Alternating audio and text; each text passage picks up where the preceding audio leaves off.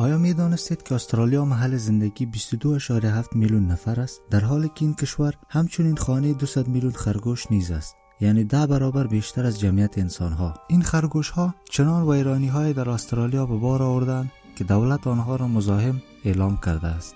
در حالی که خرگوش ها موجودات مضر برای استرالیا هستند و استرالیا تمام راه‌های ممکن را برای خلاص شدن از شر آنها امتحان کرده است، طرف دیگر چین در 30 سال گذشته بیش از 4 میلیون خرگوش وارد کرده است، نه برای خوردن آنها بلکه برای انجام یک آزمایش منحصر به فرد در صحرای کوبوچی. نتایج این امر کل جهان را متحیر و مبهوت کرده است.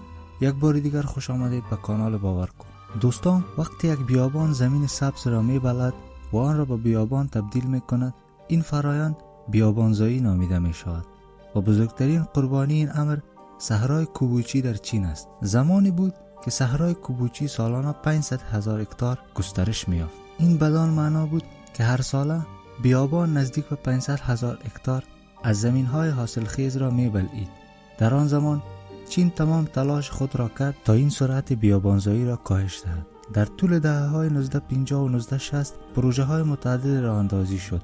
ایستگاه‌های کنترل شن و ماسه ساخته شد و درختان در بیابان کاشته شدند. اما این اقیانوس شن و ماسه همچنان غیر قابل کنترل باقی ماند. سپس روزی یک کارآفرین محلی به نام وانگ وانبیاو همه چیز را تغییر داد. وانگ پول خود را در یک ایده منحصر به فرد سرمایه گذاری کرد. او شروع به کاشت بوته‌های خشک به شکل مربع در چند صد هزار از بیابان کرد و آنها را با درختان بید که به درخت تخت نیز معروف هستند در هم آمیخت. بید درختی است که میتواند بدون آب زنده بماند، زیرا ریشه های آن برای یافتن آب تا عمق 300 فوتی در بیابان نفوذ میکنند. از چوب آن برای ساخت کاغذ و مبلمان استفاده می شود، اما تنها در صورتی که درختان بتوانند در بیابان زنده بمانند. در بیابان کوبوچی بادهای شدید میوزند و شن و ماسه را پراکنده میکنند و هر گونه رطوبت به دام افتاده را تبخیر میکنند. برای محافظت از درختان بید در برابر این بادهای شدید بوته‌های در اطراف آنها کاشته شد. در ابتدا همه به وانگ میخندیدند و میگفتند ببینید چه احمقی در بیابان درخت میکارد. اما هیچ کس از نیت وانگ خبر نداشت. همه چیز به مدت 3 سال آینده خوب پیش رفت، اما سپس یک مشکل جدید پیش آمد. اکنون درختان بید به مراقبت ویژه نیاز داشتند. اگر قرار بود به صنایع کاغذ و مبلمان فروخته شوند، شاخه های جدید باید فوراً بریده می شدند تا تنه اصلی ضخیم‌تر شود. اما این کار در بیابان هم دشوار و هم گران بود و اینجاست که داستان وارد مسیر جدید می شود. اینجاست که خرگوش ها، به ویژه خرگوش های رکس، وارد داستان می شوند. خرگوش های رکس نژاد خاصی هستند که خز آنها شبیه خز سمور آبی است. از این نژاد برای ساخت پارچه های بسیار نرم، گران و لوکس استفاده می شود. اما چرا خرگوش ها به اینجا آورده شدند؟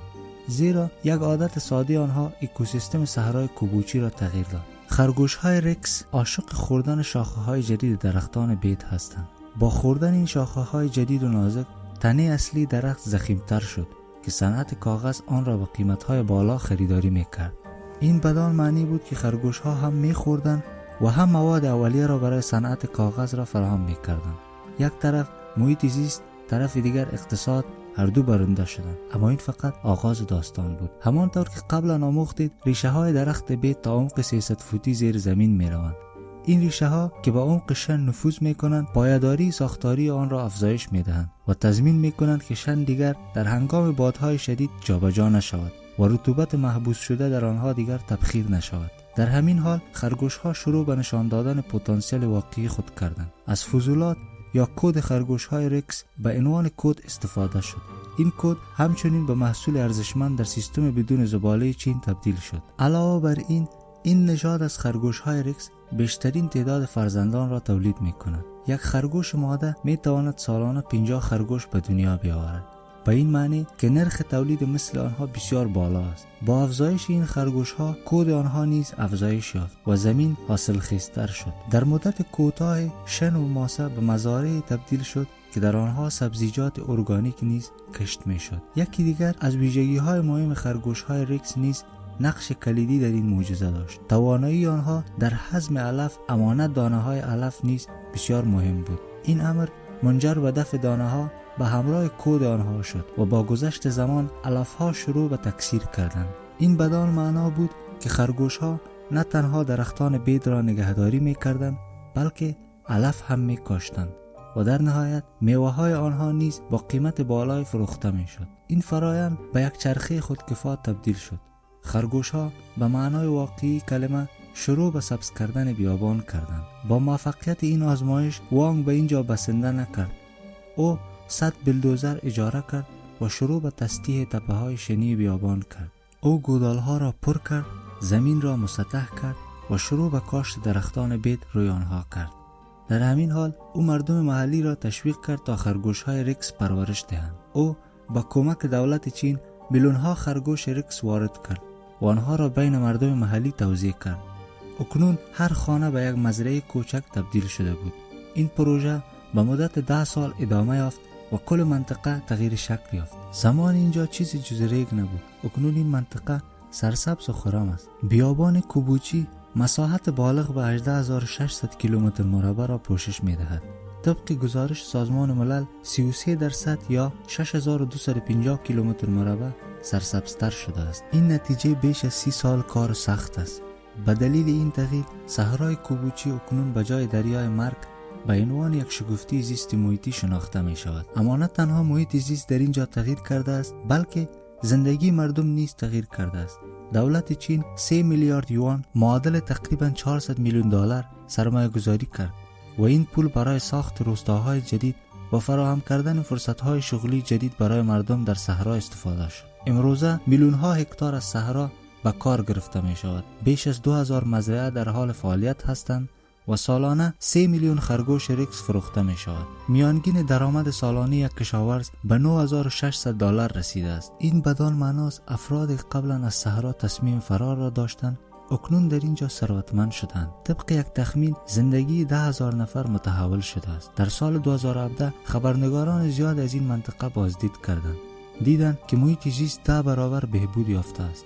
گیاهان، علفها، حیوانات و انسانها همگی با هماهنگی عمل میکنند. اما یک سوال که باید در ذهن همه باشد این است اگر خرگوش ها می توانند بیابان را احیا کنند چرا در استرالیا تهدید محسوب می شوند؟ در واقع تا سال 1859 هیچ خرگوشی در استرالیا وجود نداشت. سپس یک بریتانیایی فقط 24 خرگوش را آزاد کرد تا جمعیت آنها را افزایش دهد و بریتانیایی بتوانند برای شکار آنها بیایند. پس از 70 سال جمعیت آنها آنقدر زیاد شد که از کنترل خارج شد. در استرالیا خرگوش ها در زیستگاه های طبیعی خود زندگی می کنند، در حالی که در چین آنها در یک محیط کنترل شده نگهداری می شوند و فقط برای منفعت همه استفاده می شوند. به همین دلیل است که خرگوش ها در استرالیا یک بلا و در چین یک نعمت محسوب می شوند.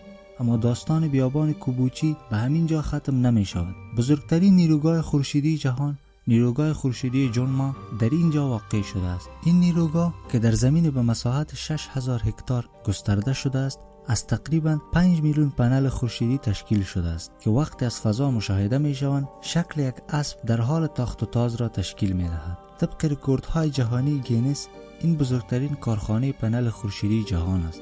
تا سال 2022 این کارخانه 2.3 میلیارد کیلووات انرژی تولید کرده است. این امر باعث صرفه‌جویی 780,000 تن زغال سنگ در چین و کاهش تولید کربن دی اکساید به میزان 1.8 میلیون تن شد. اما اگر فکر میکنید که این نیروگاه فقط برق تولید میکند کاملا در اشتباه هستید. این کارخانه همچنان با بیابانزایی مبارزه میکند. نور خورشید به زیر پنل ها نمیتابد و تبخیر را کاهش میدهد که به رشد چمن در اینجا کمک میکند. خرگوش های ریکس نیز در اینجا نگهداری میشوند تا چمن را برداشت کنند. خرگوش ها علف ها را میخورند و با استفاده از مدفوع خود بذرهای چمن جدید را میگذارند. نه تنها بیابانزایی کاهش می‌یابد بلکه انرژی رایگان نیز تولید می‌شود. در نهایت خز خرگوش ها با قیمت بالای فروخته می‌شود. به دلیل وجود پنل ها سرعت باد 50% کاهش یافته است. ریگ کمتر جابجا می‌شود که به تدریج زمین‌های جدید ایجاد می‌کرد.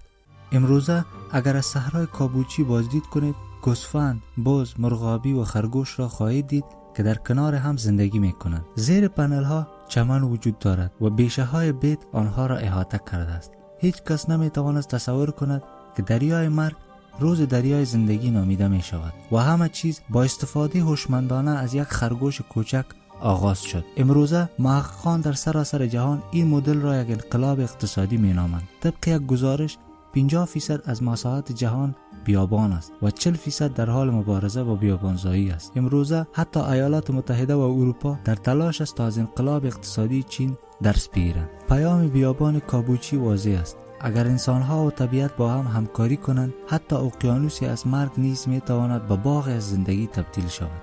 امیدوار هستیم این ویدیو را هم بپسندید و به اشتراک بگذارید. از نظرات محبت آمیز شما بسیار سپاسگزاریم. در ویدیوی عالی بعدی دیگر شما را خواهیم دید.